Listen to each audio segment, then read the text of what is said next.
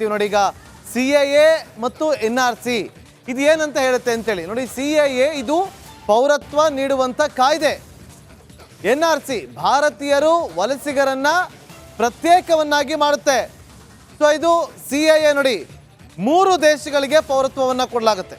3 ದೇಶಗಳಿಗೆ. ಯಾವ್ಯಾವ ದೇಶ ಅಂತಂದರೆ CAA ನಲ್ಲಿ ಬರುವಂಥ ಪಾಕಿಸ್ತಾನ, ಬಾಂಗ್ಲಾದೇಶ ಹಾಗೆ ಆಫ್ಘನರಿಗೆ ಪೌರತ್ವವನ್ನು ನೀಡಲಾಗುತ್ತೆ.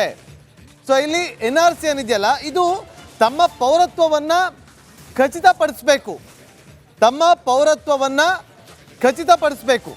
ಸೊ ಇನ್ನು ಇಲ್ಲಿ CAA ನಲ್ಲಿ ನೋಡಿ ಯಾವ 6 ಸಮುದಾಯಗಳು ಅಂತ ನಾವು ಹೇಳಿದ್ವಲ್ಲ, 6 ಧರ್ಮಗಳು, ಅದನ್ನು ಹೊರತುಪಡಿಸಿ ಮುಸ್ಲಿಂ ಸಮುದಾಯಕ್ಕೆ ಇಲ್ಲಿ ಅವಕಾಶ ಇಲ್ಲ CAA ನಲ್ಲಿ.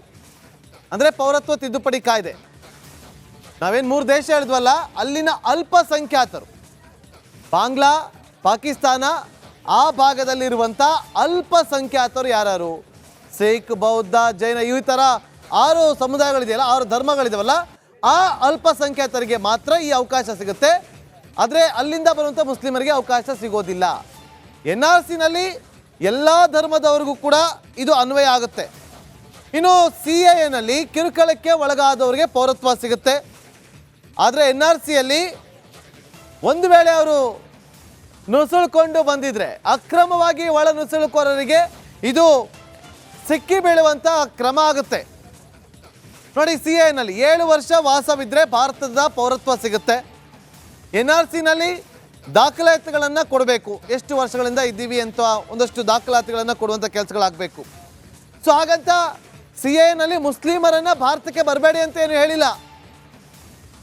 ಆದರೆ ಅವ್ರಿಗೆ ಪೌರತ್ವ ಬೇಕು ಅಂತಂದರೆ ಡಿಸೆಂಬರ್ 31, 2014 ಒಳಗೆ, ಅಂದರೆ ಡಿಸೆಂಬರ್ 31, 2014 ಒಳಗೆ ಭಾರತಕ್ಕೆ ಬಂದಿರಬೇಕು. 2014 ನಂತರ ಅಂದರೆ 2015 ಜನವರಿ 1ನೇ ತಾರೀಕು ನಂತರ ಬಂದರೆ ಅವ್ರಿಗೆ ಸಿಗೋದಿಲ್ಲ. ಸೊ NRC ನಲ್ಲಿ ಏನು ಹೇಳುತ್ತೆ ಅಂತಂದರೆ, ಒಂದು ವೇಳೆ ಅಲ್ಲಿ ಏನಾದರೂ ನುಸುಳಿಕೊಂಡು ಬಂದಿರೋದು ಗೊತ್ತಾದರೆ, ಅಕ್ರಮವಾಗಿ ಒಳ ಪ್ರವೇಶ ಆಗಿರೋದು ಗೊತ್ತಾದರೆ ಅವರನ್ನು ವಾಪಸ್ ಕಳಿಸುವಂಥ ಕೆಲಸಗಳಾಗುತ್ತೆ. ಸೊ ನೋಡಿ, ಈಗ ಯಾವುದೇ ರೀತಿಯಾದಂಥ ತಪ್ಪು ತಿಳುವಳಿಕೆಗಳು ಬೇಡ. ಇಲ್ಲಿ ಯಾವ ಸಮುದಾಯದವ್ರಿಗೂ ಕೂಡ, ಯಾವ ಧರ್ಮದವ್ರಿಗೂ ಕೂಡ ಅಡ್ಡಿ ಆತಂಕಗಳಿಲ್ಲ. ನಮ್ಮ ಹತ್ರ ನಮಗೆ ಸಿಗಬೇಕಾಗುವಂಥ ಮೂಲಭೂತ ಸೌಕರ್ಯಗಳು, ಯೋಜನೆಗಳು ಎಲ್ಲವೂ ಕೂಡ ಸಿಗ್ತಾ ಇರುತ್ತೆ. ಆದರೆ ಎಲ್ಲೋ ತಪ್ಪು ಸಂದೇಶಗಳು ರವಾನೆ ಆಗುತ್ತೆ. ಯಾವುದೇ ಕಾರಣಕ್ಕೂ ಕೂಡ ತಪ್ಪು ಸಂದೇಶಗಳಿಗೆ ಕಿವಿ ಕೊಡಬೇಡಿ.